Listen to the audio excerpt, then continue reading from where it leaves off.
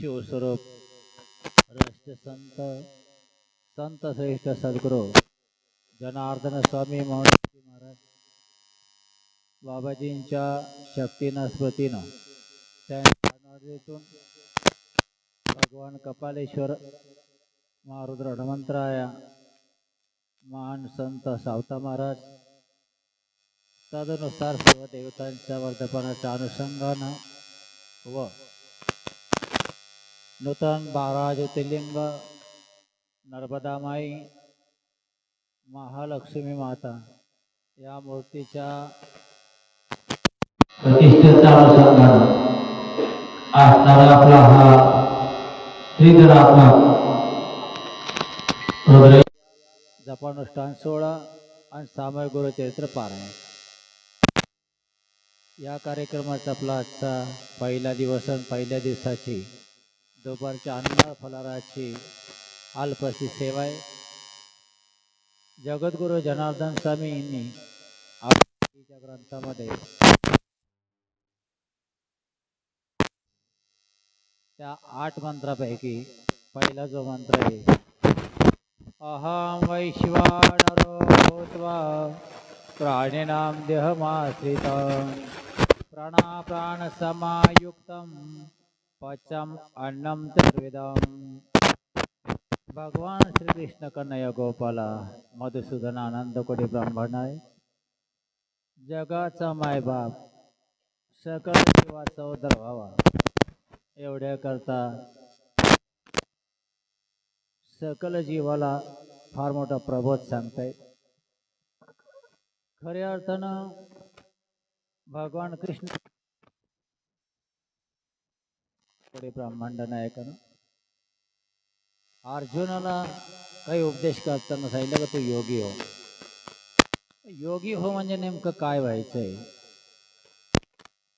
तर सत्वगुण युक्त व्हायचंय. मग सत्वगुण युक्त व्हायचं, भगर वाढून द्यायची, फक्त आमटीने वाढायची. मग देवाला विचारलं, देवा मला योगी व्हायचं पण मला काय केलं पाहिजे आणि काय नाही केलं पाहिजे ते सांगा देवा. तसं आपल्या जीवाला काय चांगलं आणि काय वाईट हे कळलं पाहिजे. ते कळण्याकरता ही सेवा आहे. सकल जीवाचं बेसिक जे आहे ते अन्न आहे.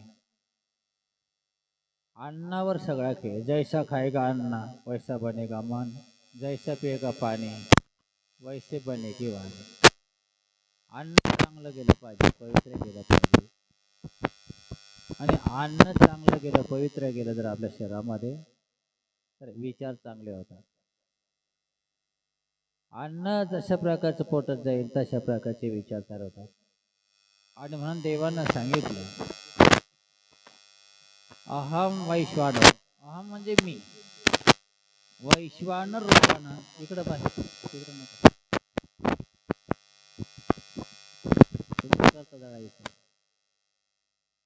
वैश्वानर रूपाचा जो अग्नी तो मी कुठे येतो, तर प्रत्येकाच्या शरीरात हे जे वायू यांचं संचलन करतो.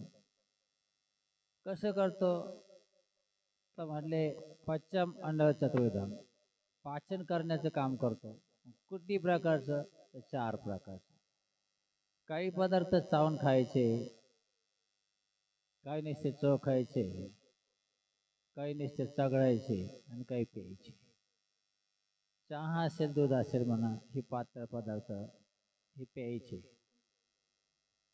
आंबा चोखून खाता येतो, कढीपत्ता चोखून खाता येतो, पेढा वगैरे निसर्ग चगळायला लागतो, आणि कडक भाकरी वगैरे असेल तर ती चांगली चावून खावं लागतं. हे जे अन्न आहे, हे 4 प्रकारचं अन्न आहे. हे पचन करण्याची क्रिया कोणाची, कोण करतं, हे कधीच असा विचार येत नाही. आपण अन्न खातो असं आपल्याला वाटतं, पण खाल्ल्यानंतर त्या अन्नाचा रस कसं शरीरामध्ये कार्य करतं याचा कोणीच विचार करत नाही. फक्त खायचं काम आपण करतो, पण ते पोटामध्ये कशा प्रकारे त्याची क्रिया होते याचं ज्ञान आपण करून घेत नाही. ते करून घेतलं पाहिजे, तेव्हा ते समजतं. अन्यथा नाही. खायचं म्हणून खायचं, कसं करता खायचं, भूक लागली म्हणून खायचं, आलं म्हणून खायचं, आणि जसं असेल तसं खायचं, ते नाही सांगितलं. आपलं खायचं काय, शरीर आहे दृष्टपुष्ट राहिलं पाहिजे आणि बुद्धी चांगली राहिली पाहिजे. एवढ्या करता अन्न पोटामध्ये चांगलं गेलं, चांगलं याचा अर्थ सचरबोध. मग तो अग्नी जर भगवंतानं आपल्या पोटामध्ये निर्माण केलेला आहे, तर त्या अग्नीवर काही टाकून नाही चालणार. जे पदार्थ टाकाल ते चांगले पाहिजे, सचरबोध पाहिजे, पवित्र पाहिजे, तेव्हा पवित्र विचार तयार होतात. जगामध्ये एकच शाळा आहे जगद्गुरु जनार्दन स्वामीची, तिथे हे तत्वज्ञान सांगितलं जातं. परमार्थ करा, भक्ती करा हे सांगितलं आहे, पण हे कसं करा ते नाही सांगितलं जाईल. शाळेत जा, शाळा शिकाय सांगितलं जाईल, पण शाळा बांधून देणारा कोणी नाही, शाळेमध्ये शिकवणारा कोणी नाही. बाबाजीनं तसं नाही सांगितलं. तुम्ही शाळेत आम्ही तुम्हाला सारं शिकवतो, पण अहम वैश्वानर, अग्नी कोण आहे तर मीच आहे. शरीरामध्ये त्याचं स्थापन, ज्या चुलीमध्ये अग्न म्हणा किंवा गॅसवर आपण अन्न शिजायला ठेवतो तेव्हा ते शिजतं. तसंच आपल्या पोटामध्ये तो भगवंताचा असणारा अग्नी नारायण आपल्या पोटामध्ये, अग्नीचे काही प्रकार आहे.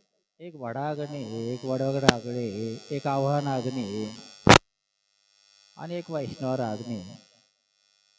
समुद्रामध्ये राहतो तो एक अग्नी वेगळा आहे. प्रेताला संस्कार करतात तो दूषित अग्नी आहे. स्वयंपाकाचा अग्नी वेगळा आहे. आणि गुरुजी आरणी करून मंथन करून अग्नी काढतात तो आव्हान अग्नी. आणि हा पोटातला वैश्वानर अग्नी. या वैश्वानर अग्नीचं कार्य फार चांगलं आहे, फार सुंदर आहे. आपला ते कळतच नाही.